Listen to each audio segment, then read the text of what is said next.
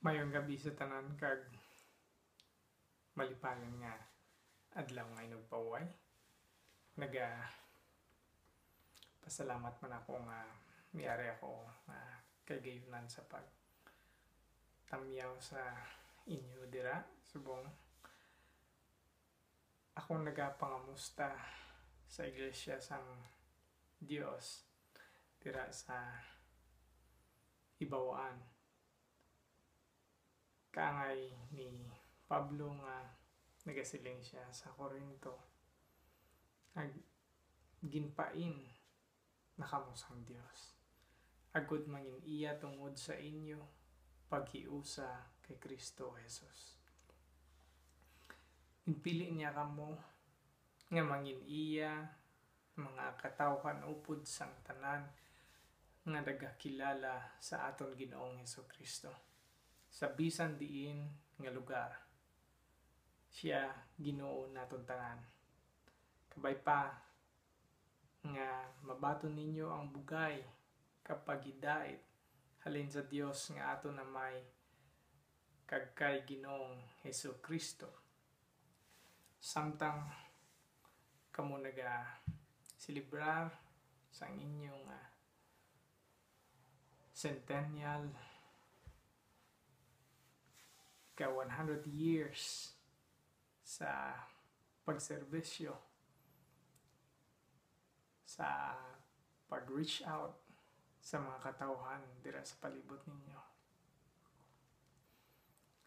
Nakaibalo nga ang mission sang Hibawaan Church to tell everyone of God's love and grace. Dako man nga pribileyo sa akon nga sa diin naka-serbisyo ko da sa Ginoo. Nag-start ko dira year 2004. I mean, that was 13 years ago. Remember ko nga after ko pag-missionary, ang una nga simbahan nga nag-welcome sa akon sa pag serbisyo sa Ginoo amo ang Hibawaan Church. Kag ang pinakaulihi nga simbahan nga nagbaton liwat sa akon sa pagserbisyo dira sa Pilipinas among Hibawaan Church. Amo to sang after 10 years 2004 and then after 10 years 2014 in-welcome nyo ko dira liwat sa pangabudlay sa Ginoo. Naindumduman ko nga sang 2014 pag simba ko dira duwala sa plano kay medyo daw ginakapoy ko to nga time. Bago pagid lang ko to balik dira sa Pilipinas kag sa balay dito lang ko tani masimba ma-worship pero I don't know nga dugi natulod gid ko nga magkadto sa Hibawaan Church. So nag-burn out sa balay kay init-init. So wala. Nagkadto ko, nag-ilis ko kag nagkadto sa simbahan. Na amazed gid ko sa katahom sang simbahan naton dira sa Hibawaan. Kag nalipay ko sa liwat nga sa di nakita ko ang mga kauturan nga na-miss ko. Nga wala akong nakita iban sa ila sa pulo katuig. Kag dito nagumpisa nasa din timing man nga sa mo nga time nagapangita kamo sang tawo nga magpadayon nga pagserbisyo dira sa buluhaton sa Ginoo. Kag no doubt nga feel ko nga nabilong dira sa ibawang church, maski kundi mo ako nakakato, pero ako ginahawang pagpasalamat kalipay nga naka serbisyo ko daliwat sa Ginoo. Gusto ko may ipakita lang ko nga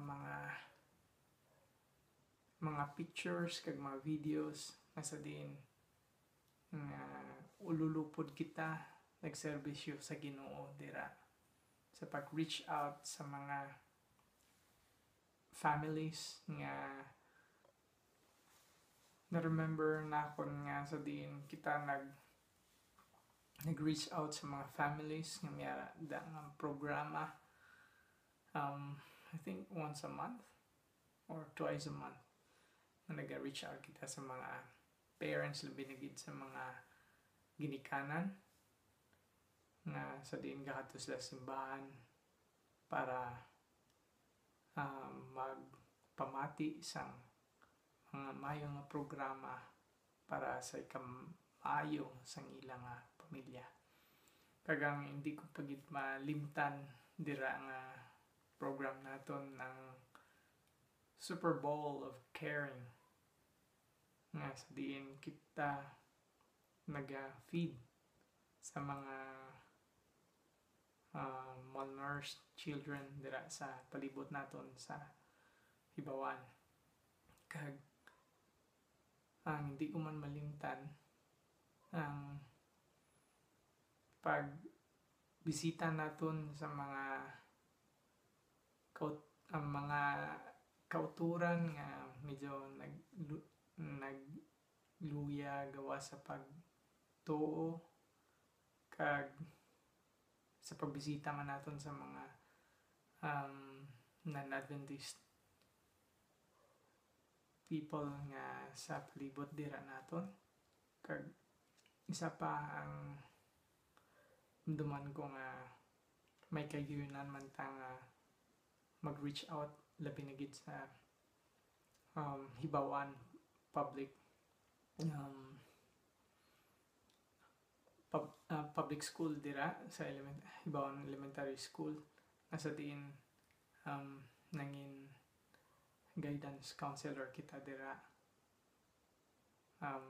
nga at the same time naka values teacher dira sa dira nga eskwelahan nga as a volunteer. Kag hasta subong ang principal si Ma'am Arbinoya, may friends kami nga from time to time may time nga naga-communicate man kami. Gusto pagid nila nga magpadayon ng atong programa nga may guidance counselor nga i-provide kita sa ila kag may values teacher at the same time values teacher, volunteer teacher dira sa Hibawan Elementary School. Kag may kayunan man ko nga nakaistorya ang mga teachers nga nagapangayo sa bulig, sa laygay, sa advice sa ilang mga problema, sa ilang mga maski kung ano lang dira nga mga kinahanglanon nila nga mga advice halin sa aton. It's a privilege nga nakaserbisyo ko dira sa Hibawan. Damo gid na learn na ako. Nahidlaw na ko sa akon nga mga church members dira. Hindi ko malimtan nga ang inyong kaayo sa akon nga nag-support man kamo. Maski ang atong mga church members nga yadto na sa US nga sila mismo nagpadala sa aton dira sing ang isang bulig sa aton nga computer dira sa church kag sa aton nga LCD projector sa LCD screen kag kag nagasuporta man sa ministry ko kada Domingo sang aga o maski anytime the week nga sa diin kami ni Sir Glenn naga bisita labi na gid sa mga homeless dira sa mga street children dira sa syudad sang Iloilo. Kag initanan ang ining mga programa, gusto ko lang nga makita sang iban na good man maging inspirasyon man sa mga iban ng mga iglesia. Kag ari lantawan ninyo ang mga pictures kay mga videos sa naton nga mga programa naton pira sa una. Ako gid akong pagpasalamat kabay pa nga ang gugma kag pagigdait mangin yara sa tunga ninyo nga ang paghiusa kag magpadayon sa pagserbisyo sa aton nga Ginoo. Hindi man kita magkitaay sa madali nga tion o kung sa tuig o kung hindi man kita magkitaay liwat, pero gusto ko man nga magkaupod gida sa inyo subong, pero kabay pa nga sa langit magkilitanay kita, magkaupod kita dito tanan. I hope nga ang ini nga mga videos, pictures nga ipakita ko subong sa inyo mangin inspirasyon sa tanan sa aton. God bless and happy centennial celebration dira sa Iglesia sang Ibawan. God bless kag salamat sa tanan.